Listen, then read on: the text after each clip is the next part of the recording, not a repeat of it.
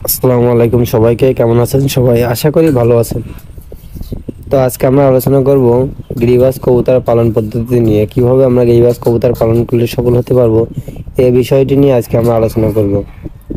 তো আলোচনা শুরু করার আগে যারা যারা আমাদের চ্যানেলটি সাবস্ক্রাইব করেননি, তারা যারা অবশ্যই আমাদের চ্যানেলটি সাবস্ক্রাইব করে দিবেন। আর যারা যারা সাবস্ক্রাইব করেছেন তাদেরকে অসংখ্য অসংখ্য ধন্যবাদ। আর যারা যারা ফেসবুক প্রোফাইল থেকে দেখতেছেন তারা অবশ্যই আমাদের পেজটি ফলো করে আমাদের পাশে থাকবেন। গিরিবাজ কবুতর পালন পদ্ধতি দেশি কবুতরের মতোই এই জাতের কবুতর পালন করা হয়। এই জাতের কবুতর পালন পদ্ধতি দেশীয় কবুতরের মতো হলেও এর খাওয়া ও উড়ার ব্যাপারে বেশি যত্নশীল হতে হয়। অধিক ফ্যাটযুক্ত খাদ্য দেওয়া ঠিক না, এতে কবুতরের ওজন বৃদ্ধি পায়। এ কারণে আপনারা অবশ্যই যেসব খাদ্যে ফ্যাট বেশি ওইসব খাদ্য দেবেন না, তাহলে গিরিবাজ কবুতর উঠতে পারবে না। যেসব খাদ্যে ফ্যাট কম সেই সব খাদ্য দিবেন, তাহলে গিরিবাজ কবুতর বেশি উঠতে পারে।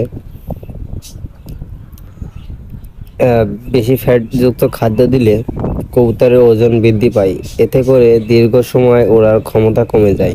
এই কবুতরের প্রতিদিন অন্তত একবার আকাশে দীর্ঘ সময় উড়াতে হবে। বাড়ি থেকে দূরে নিয়ে ছেড়ে দিতে হবে। নিয়মিত কৃমিনাশক ঔষধ খাওয়াতে হবে এবং সুষম খাদ্য সরবরাহ করতে হবে। এই কবুতর একটু ভীতু প্রকৃতির, ধরতে গেলে খুব ছটফট করে, তাই সাবধানে ধরতে হবে, নয়তো কবুতর আহত হবে। কবুতর যাতে ভাইরাসজনিত রোগে আক্রান্ত না হয় সেদিকে খেয়াল রাখতে হবে। নিয়মিত ভ্যাকসিন করতে হবে। বাইরে পশু পাখি থেকে বিরত রাখতে হবে। তো গিরিবাজ কবুতর যেহেতু একটু ভীতু প্রকৃতির, এ কারণে আপনারা যখন কবুতরটিকে ধরবেন তখন খুবই সাবধানতা অবলম্বন করবেন, যাতে কবুতরটি ধরার সময় যে ছটফট করে ওই ছটফটের কারণে যাতে আহত হয়ে না যায়। যদি কবুতর আহত হয়ে যায় তাহলে আপনার কবুতর পরবর্তীতে আপনাকে অনেক ভয় পাবে। সেক্ষেত্রে অনেক সময় দেখা যায় যে গিরিবাজ কবুতর খাওয়া দাওয়া বন্ধ করে দেয় ভয় পেয়ে গেলে। তো কবুতরকে ভয় ধরানো যাবে না।